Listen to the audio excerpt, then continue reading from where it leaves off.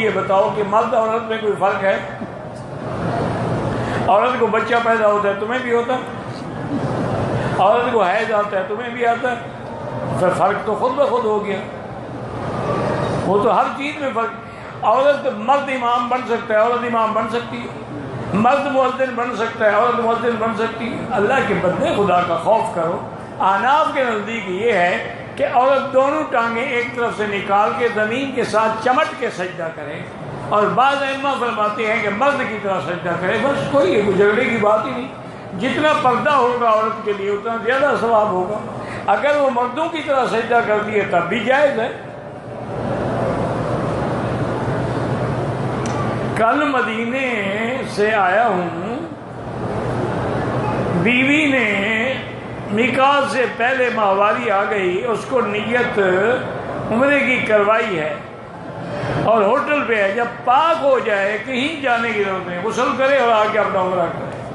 اگر عمرہ نہیں کرے گی ایسے چھوڑ کے چلی جائے گی، دم پڑ جائے گی۔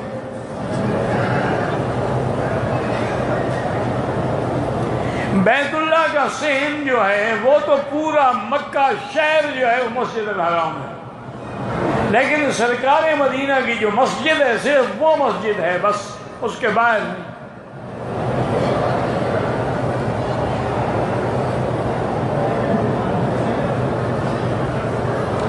میں اعتکاف میں بیٹھ کے مسجد نبوی میں جب غسل خانے کے لیے جاتا تھا تو نیچے جا کے سگریٹ بھی پی لیتا تھا۔ ماشاءاللہ بڑا اعتکاف اچھا کیا تم نے۔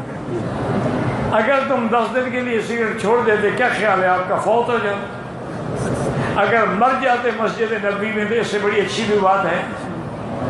بہرحال توبہ کرو، استغفار کرو، اللہ معاف کرے۔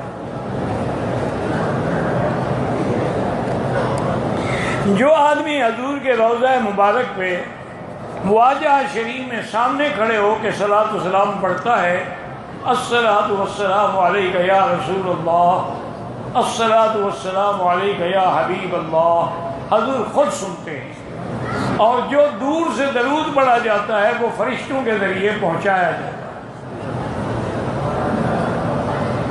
اب پہنچانے والی حدیث تو سارے مانتے ہیں، لیکن سننے والی کچھ نہیں مانتے۔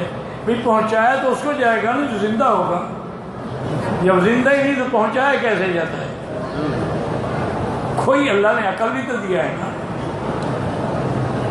یہ تو یہاں کے جو مفتی تھے نا بڑے، حضرت عبدالعزیز بن باز رحمۃ اللہ علیہ، بہت بڑے عالم تھے، نابینا تھے، لیکن کمال ہے ماشاءاللہ، جزیات تک یاد تھی، اور پہچان اتنی تھی کہ السلام علیکم قول، اچھا مکی ہو؟ ہاں بھی میں، ہاں جی میں، اور بڑے عالم تھے، اللہ ان کی قبر پہ کروڑوں رحمتیں۔ انہوں نے اپنی کتاب جو حج کے مسائل کی لکھی ہے اس میں انہوں نے لکھا ہے کہ ابو داؤد شریف میں حدیث ہے کہ ما من مسلم یسلم علیہ، کوئی مسلمان آ کے میرے روضے پر میرے سامنے سلام کرتا ہے تو میں سنتا ہوں۔ یہ جن کو تم نجی